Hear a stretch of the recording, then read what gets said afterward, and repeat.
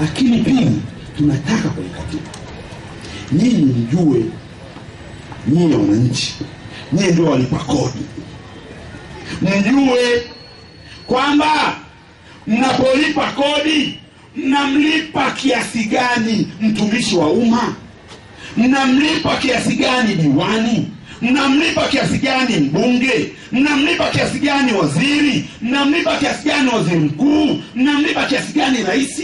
Mnapaswa kujua.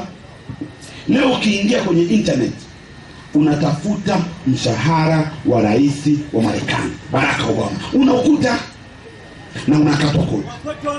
Na mshahara wa rais wa Tanzania ni siri, mshahara wa waziri mkuu wa Tanzania ni siri, hauna uwazi na haukatwi kodi. Juzi nilipokuwa Katavi kule Mpanda, niliwaambia watu wa Mpanda kwamba nyinyi mnajua Tanzania, waziri mkuu wa Tanzania anapata milioni 26 kwa mwezi. Sema tujue. Na haukatwi kodi.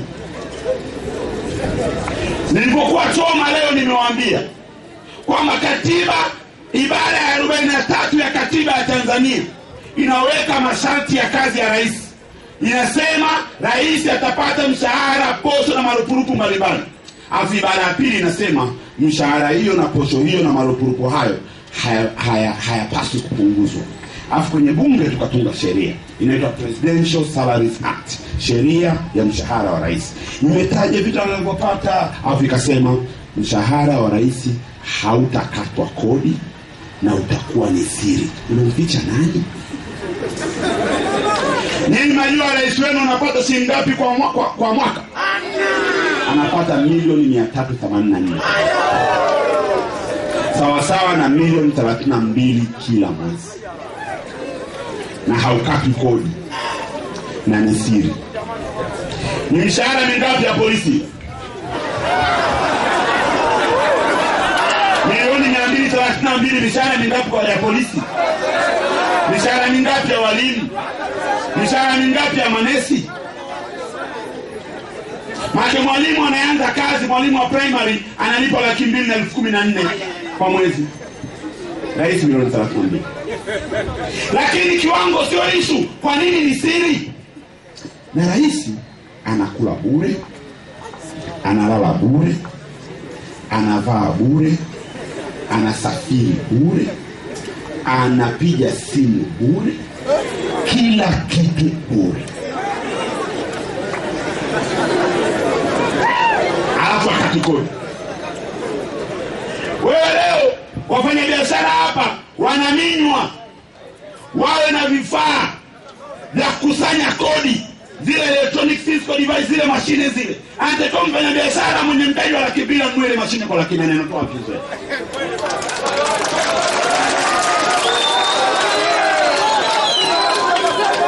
Karema. People. Kwa hiyo wewe mwananchi, kila unachonunua kinakatwa kodi. Kila unachonunua. Hata kibiriti kinakatwa kodi. Kila kitu. Lakini rais wako tunataka kwenye katiba yetu itamkwe kwamba mapato ya kiongozi wa umma yoyote ambaye anachaguliwa analipwa na fedha za walipa kodi, lazima kwanza yawe wazi, lakini pili yakatwe kodi. Raia namba 1 ni rais. Raia namba 1 lazima aonyeshe mfano wa kulipa kodi. Na hapa tunazungumza rais, hatuzungumzi Kikwete. Kesho rais anataka kwa silaha. Tunataka na yeye mshahara wake uwe wazi. Tunataka akatwe kodi kwenye mshahara wake.